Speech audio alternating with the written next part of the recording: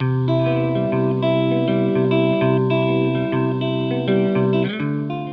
to Mom in Mind, where we dive into all aspects of perinatal mental health and wellness related to pregnancy, birth, loss, postpartum, and new parenthood. It's so much more than postpartum depression.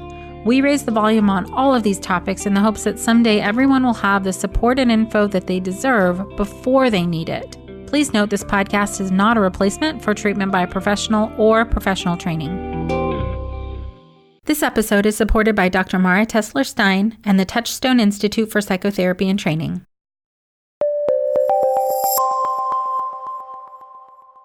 All right, so I have just finished part 2 of the foundational training for EMDR. And I can't even begin to tell you how excited I am to be using this in my practice. It works.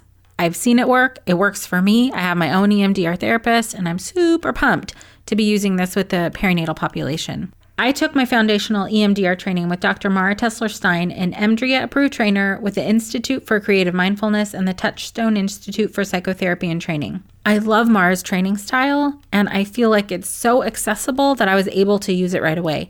Not only the training, but also the consultation that comes with training. I get to pop in, get my questions answered, and feel like I can keep going with what I'm doing. It's really interesting to see, as a perinatal mental health therapist, how understanding the neurobiology of trauma and how to effectively and efficiently intervene with traumatized clients raises the quality of care. If you're interested in learning more about the trainings and whether they're a good fit for you, here's how. Go to docmara.com/training. Or if you have questions, email mara@docmara.com. Welcome to Mom in Mind. I'm your host, Dr. Kat. As we close out this year and this decade, actually, I've been doing a lot of reflecting and looking back on the work I've done and the people that I've supported through their healing journeys over the past years. And what I am consistently struck with is how incredibly strong these people are.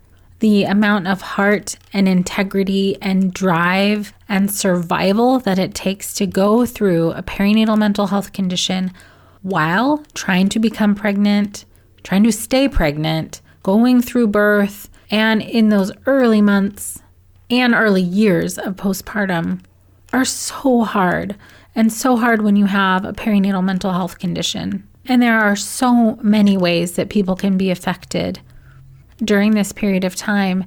And a lot of people largely go through it without help, which is mind-boggling to me because it's hard even with help. Day after day, people come into my office or I hear stories of people who are suffering greatly and feel like they have nowhere to turn, feel like there is no hope for them, feel crazy, feel like they are not themselves, feel like failures, feel lost, feel angry.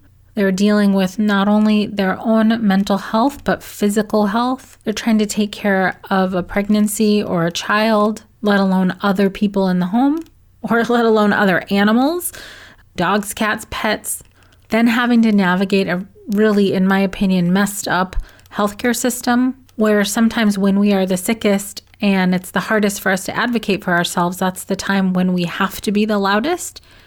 I've heard people have to convince their care providers that they're not well and have to fight to get the help that they need, the referrals that they need, the time that they need. People who are doing this all while sleep deprived, sometimes having to manage jobs or careers that are extremely stressful, sometimes having to manage family relationships that are extremely stressful, and often, unfortunately, having to make a decision to not talk to toxic family members any longer. And how difficult is that while you have a new child? I see people wanting to not feel crazy. There can be such loneliness and confusion for people who are suffering during this period of time. And sometimes that loneliness is a felt sense because of depression or anxiety or whatever is going on clinically. And sometimes it's actually alone. People aren't around to help or aren't around to support. And the person is really trying to navigate and figure out just how to get through the day. I've seen partners who are involved and want to be supportive feel very confused about how to help, or even very confused about what's going on. And they themselves need a lot of help. They themselves might be suffering, worried about other children or finances or jobs or what to do sometimes. very literally how to even help, sometimes around the house, feeling at a loss of how to fix this for the person that they love. There's just so much going on during this period of time. I'm just touching on a couple of the dynamics that I see and a couple of the things that people experience and feel. But you know what else I see? I see incredible amounts of strength, incredible amounts of resilience, and people who keep fighting. They don't know how they're going to get through this. They don't know what the next day or sometimes hour is going to entail, or how they're going to be affected, or how even they're going to get through it. But they do. They get through it. They put one foot in front of the other and keep taking steps until they get there. I see people find a glimmer of hope. I see people feel a little bit better than they felt the day before. I see the massive shift that can come when someone finally gets the sleep that they need, or when their medication finally kicks in and gives them some relief.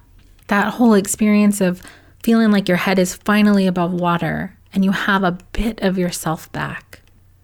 That holding on for another day in hopes that the next day is a better one. The fight that parents put in so that they can be there for their children, even when they don't feel connected. They do the things. They do the bottles. They do the diapers. They do the sleeping. They do the cleaning, even if they don't feel connected, even when they don't feel like they're good enough. But what they don't know is that they are good enough. What they don't know in those moments, but what they come to find out, is that they are good enough. I see people who fight so hard to get to that point, and when they do, they feel the relief. They feel the accomplishment. They feel the sense that they can do this and that they are doing this, even though they've been doing it the whole time. I see their bodies relax. They stop fidgeting. They stop holding tight, and they start to relax into their new sense of self, into their new reality, whatever that is. I see parents who have zero clue about how they are going to live in this world without their child get to a point where they can live with their memory. It's never not painful. It's never not hard, but they do get to a point where they can live more easily.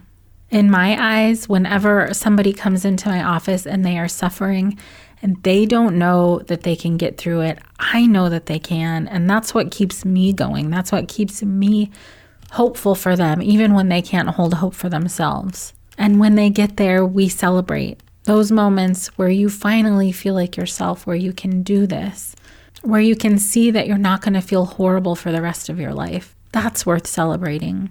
People dealing with perinatal mental health conditions, in my mind, are some of the strongest people on earth. How is it really, if you try and wrap your mind around it, that somebody who has experienced a loss of a pregnancy, a loss of a child, or has a new child and is suffering greatly, that they are putting one foot in front of the other while suffering, while going through one of the hardest things they could have ever imagined, while sometimes very literally not wanting to be alive, and still putting one foot in front of the other, still fighting. If you are somebody who's experienced a perinatal mental health condition or a perinatal loss, or you have lost someone because of a perinatal mental health condition, I see you.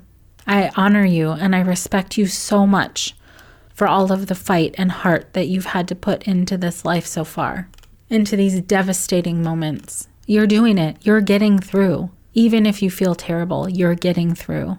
And what I know now, better than ever, after having gone through my own perinatal mental health condition, after having all this training and all this experience, is that never goes away. It gets easier, but those little bits of ourselves still might need some healing along the way. Even if you're not in it right now, if you've gone past it, there's still little parts that deserve and need healing and gentleness and compassion.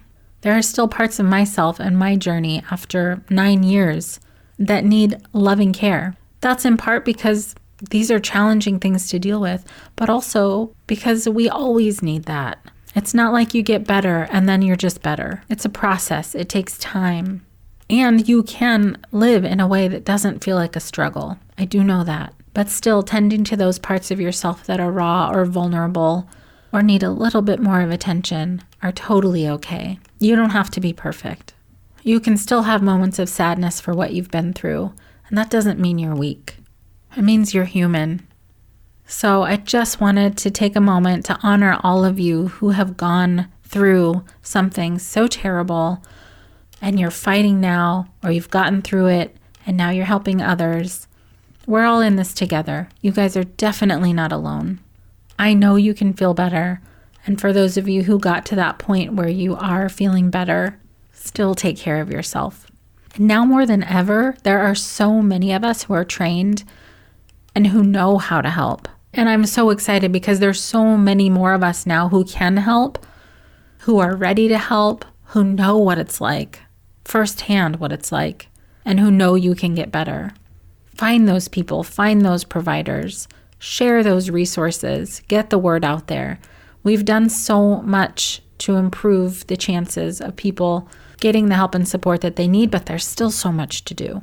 And if all of us keep sticking together, keep getting the word out, my hope is that someday everyone will have the help that they deserve before they need it.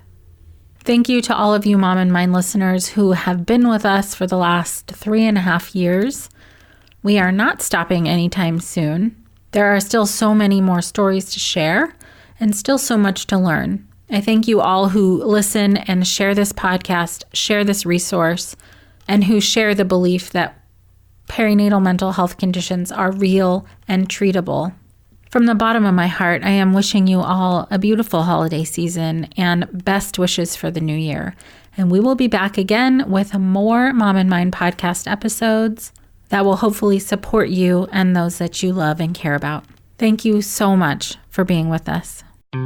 Thank you so much for joining us today. Please share this podcast. Together we can support moms and families so that no one has to deal with this alone. Come connect with us at momandmind.com.